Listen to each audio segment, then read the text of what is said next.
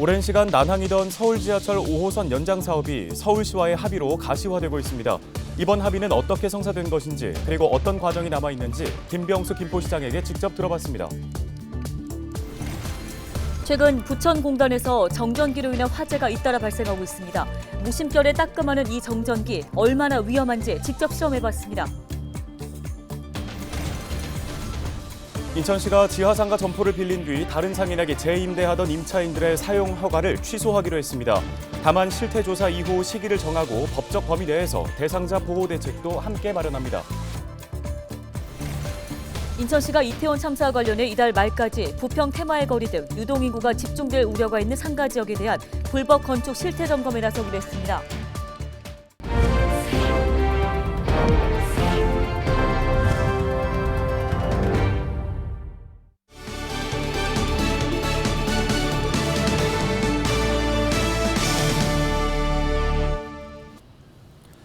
여러분 안녕하십니까? 헬로티비 뉴스입니다. 첫 소식입니다.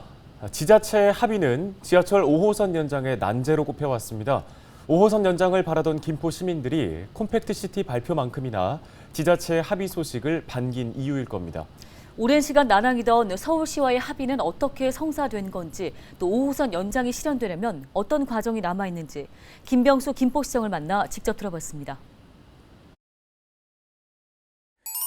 지하철 5호선 발표와 함께 콤팩트 시티가 함께 발표된 것은 사실상 시간적으로 굉장한 혜택이 있습니다. 왜냐하면 작년에 국토부가 지하철 5호선 김포 연장을 발표할 때 제4차 국가철도망 구축 계획의 추가 검토 사업으로 반영시켰는데, 이후에 지자체 합의를 거쳐서 경제적 타당성 분석을 거쳐서 이 사업을 진행시킨다고 했었습니다. 그런데 지자체 합의와 함께 경제적 타당성 분석을 사실상 해소한 겁니다. 콤팩트 시티가 들어가게 되면 그만큼 경제적 타당성이 높아지니까요. 지자체 합의와 콤팩트 시티가 함께 발표된 것은 그만큼 경제적 타당성 분석이라는 사실상의 절차를 생략하는 만큼 그만큼 지하철 5호선이 빠르게 진행될 수 있다는 것입니다. 지자체 합의가 사실 난항을 겪는 것은 서울시의 목적과 김포시나 인천시의 목적이 달랐기 때문입니다. 그래서 무슨 말이냐면, 서울시는 2017년도 3월 달에 처음 용역을 발주할 때 그 제목이 방화차량기지 이전 및 일대 부지 개발 계획입니다. 5호선 연장이 목표가 아니었어요. 그래서 서울시하고 협상을 풀기 위해서는 서울시의 최종 목적, 궁극적 목적이지 않습니까? 방화차량기지 이전과 그 일대 부지가 개발하도록 협조해 주는 게 중요합니다. 근데 금폐장 없는 조건을 달면 서울시가 도저히 받을 수가 없습니다. 왜냐하면 금폐장 처리 안 하고서는 서울시는 일대를 개발할 수가 없거든요. 이 부분에 대해서 좀 집중적으로 토론을 했고, 그래서 방법도 금폐장 처리 업체들이 이전만 하는 것이 아니고 인수합병될 수도 있고, 그다음에 폐업할 수도 있는 거고, 다양한 방법을 통해서 6만 3천 평 자연 녹지 속에 있는 약 8천 평 정도 되는 건설 폐기물 처리 업체들을 이 문제를 해결하도록 협조하자. 여기에 합의를 했던 겁니다. 그렇게 됨으로써 서울시가 가장 원하는 목적을 저희가 협조해 주게 되지 않습니까? 그렇게 해서 이 협상이 급물살을 타게 된 것이죠. 일단 기본적으로는 이제 금폐장 처리 업체에 대한 처리 문제 이전을 포함한 처리 문제에 합의를 한 것입니다. 앞으로 구체적으로 이 업체들을 어떻게 할 것인지에 대한 논의는 세부적으로 추가적인 논의를 하기로 했습니다. 만약에 불가피하게 폐업되지 않고 또는 김포로 이전할 수밖에 없는 상황이 된다면은 그에 대한 대책을 함께 또 마련하기로 했고요. 우리가 다시 당신들의 얘기를 오해하거나 곡해하거나 다른 쪽으로 해석하지 않겠다. 그리고 분명한 것은 무엇이냐면, 당신들의 궁극적인 목적인 방화차량기지 이전과 그 일대 부지 개발을 위해서 그 관건이 되고 있는 건설 폐기물 처리 업체, 이 처리 문제에 대해서 우리가 협조한다는 것을 확실히 약속을 한다. 이 약속에 대한 신뢰를 확보하는 것이 가장 힘든 문제였었습니다. 인천은 아시다시피 이제 건설 폐기물 처리 업체를 이전이 절대 불가하다는 입장을 고수했기 때문에 서울시하고 협의할 이유가 없다고 판단했을 거라고 봅니다. 검단역 지역의 역사 하나를 거치고 다시 김포로 빠져나오는 이 2018년도 8월 달에 발표한 서울시 용역 결과 서울시 원안이 현재까지 유지되고 있는 원안입니다. 이 원안을 만약에 인천시가 수정을 해서 금단 쪽으로 3개나 4개나 역사를 더 만들려고 했다면 오히려 서울시의 니즈를 풀어주고 그리고 이 3개, 4개 늘어남으로써 사업성이 떨어지지 않습니까? 이 떨어지는 사업성을 보완하는 특단의 대책을 마련했어야 하는 거죠.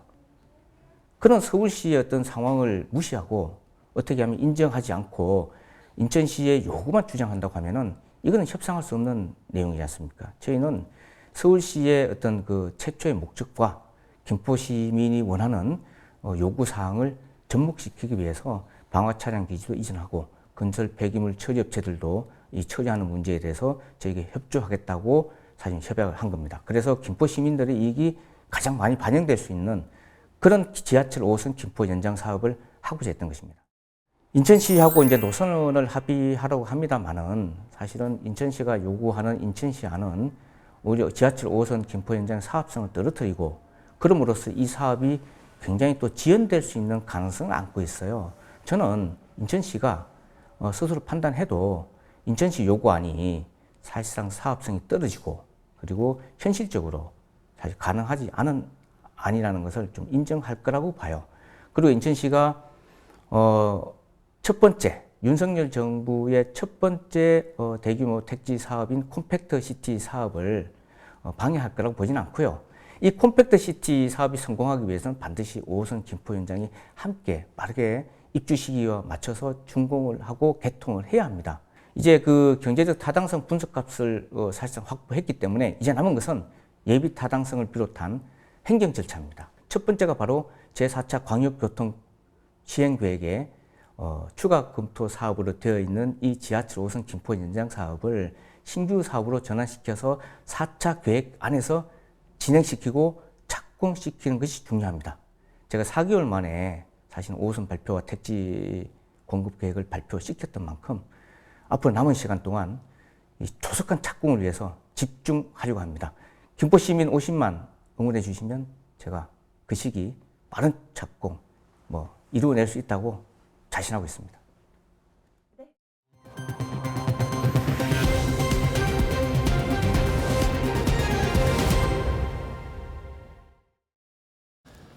날씨가 건조하고 전열기구 사용이 잦아지는 겨울철, 산불이나 일상 속 화재에 대한 경각심이 더 커지는 계절입니다. 네, 산업 현장도 결코 예외는 아닌데요. 최근 부천공단에서 정전기로 인한 화재가 잇따라 발생하고 있습니다. 무심결에 따끔하는 정전기가 얼마나 위험할 수 있는지 실험해봤습니다. 이정화 기자입니다. 지난 14일 부천 송내동의 한 기계 제조 공장에서 화재가 나 50대 작업자가 다치는 사고가 발생했습니다. 지난달 30일에도 부천 내동의 한 도금 공장에서 폭발과 함께 불이 나 작업자 2명이 화상 등 중경상을 입고 병원에서 치료를 받았습니다. 부천 공장 2곳에서 보름 간격으로 발생한 화재의 원인은 다름 아닌 작업 중 순간적으로 발생한 정전기. 정전기가 발생해 화재가 발생하기까지의 상황을 가정에 꾸미고 직접 실험해봤습니다. 사전에 비닐로 만든 상자 안에 휘발성이 강한 신호를 준비하고 일상의 정전기와 유사한 조건으로 스파크를 흘려보내자 3, 2, 1, 제로. 잠시 후 큰 소리와 함께 폭발을 동반한 불길이 치솟습니다. 정전기와 유증기가 만난 결과입니다. 신호를 부어가지고 유증기 발생 조건을 만들어 놓고 인위적으로 스파크를 발생시켜가지고 그 착화하는 실험을 해봤습니다. 유증기가 지금 폭발할 수 있는 범위 내에 체류하는데 거기서 이제 사람의 몸이나 움직임 이런 옷들에서 발생하는 정전기에 의해서 화재가 발생하고 이런 원리로 산업 현장에서의 대형 화재는 수년째 반복되고 있습니다. 최근 4년 동안 경기도에서 정전기로 인해 발생한 화재 95건 가운데 사망은 2건, 부상은 37건으로 절반 가까운 사고에서 인명피해가 났습니다. 지난 2008년 경기 이천 물류창고에서는 전기 용접을 하다 일어난 불씨가 우레탄 발포 작업 중 발생한 유증기에 옮겨붙어 폭발하며 40명이 사망하고 17명이 크게 다치는 일도 있었습니다. 부주의로 인한 정전기가 자칫 예상치 못한 대형 인명사고로 이어질 수 있는 겁니다. 산업 현장에서 환기시키는 게 가장 중요하고 그런 뭐 신발이라든지 옷이라든지 그런 부분을 착용하고 하면 훨씬 더 그 유증기에 의한 화재 발생률은 좀 줄어들 것으로 생각이 듭니다. 정전기가 자주 발생하기 시작하는 건조한 겨울철이 다가오는 만큼 지금부터는 더욱더 각별한 주의가 필요합니다. 헬로티비 뉴스 이정화입니다. 인천 지역 지하상가 점포를 빌린 뒤 다른 상인에게 재임대하던 임차인들이 계약 해지 처분을 받게 될 전망입니다. 인천시는 시 자산인 지하상가 점포를 빌리고도 직접 영업하지 않는 임차인을 대상으로 사용 허가를 취소하는 행정처분을 할 계획이라고 밝혔습니다. 인천 지역은 지난 1970년대 지하상가 설립 후 관행으로 점포 재임대를 해왔는데요. 하지만 인천시 자산인 지하상가 점포를 임차한 뒤 다른 상인에게 재임대하는 행위는 공유재산 및 물품관리법 위반 행위에 해당하기 때문에 사용허가 취소 대상입니다.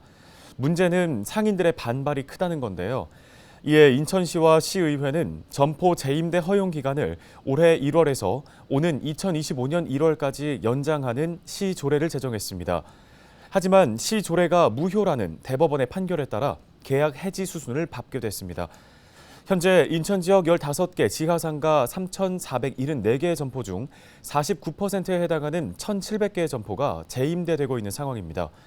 인천시는 실태조사를 먼저 진행한 후 구체적인 행정처분 시점을 정하는 한편 임차인과 상인단체 등의 요구사항을 검토해 법적 범위 내에서 보호대책을 마련한다는 방침입니다.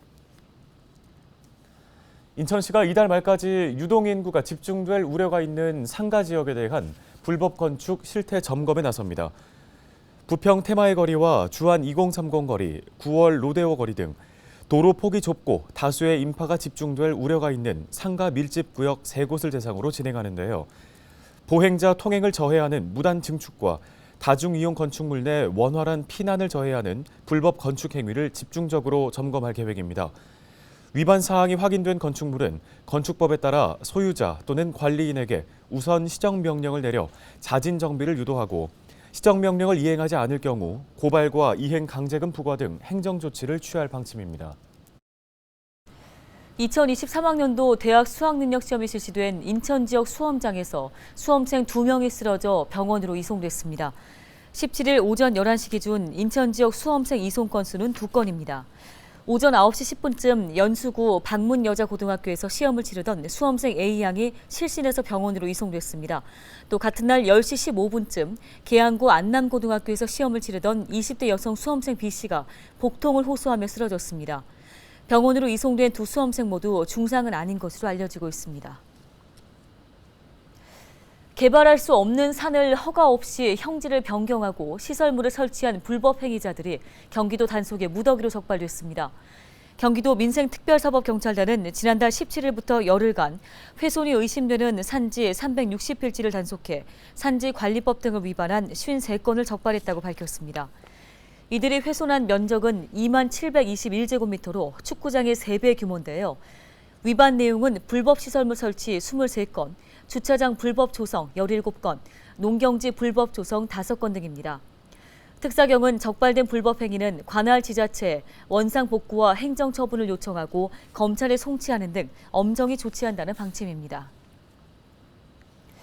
인천시가 대학 수학능력시험을 치는 수험생들에게 연말까지 문화예술회관 공연 50% 할인 혜택을 제공합니다.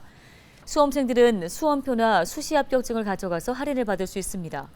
인디 음악과 연극, 미디어 퍼포먼스와 아카펠라, 뮤지컬과 클래식 등 공연을 감상할 수 있는데요.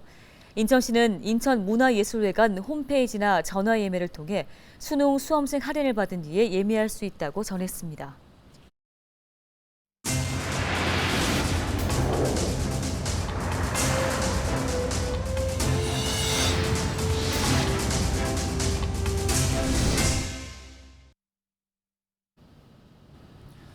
오늘 헬로티비 뉴스가 준비한 소식은 여기까지입니다. 네, 시청해주신 여러분 고맙습니다.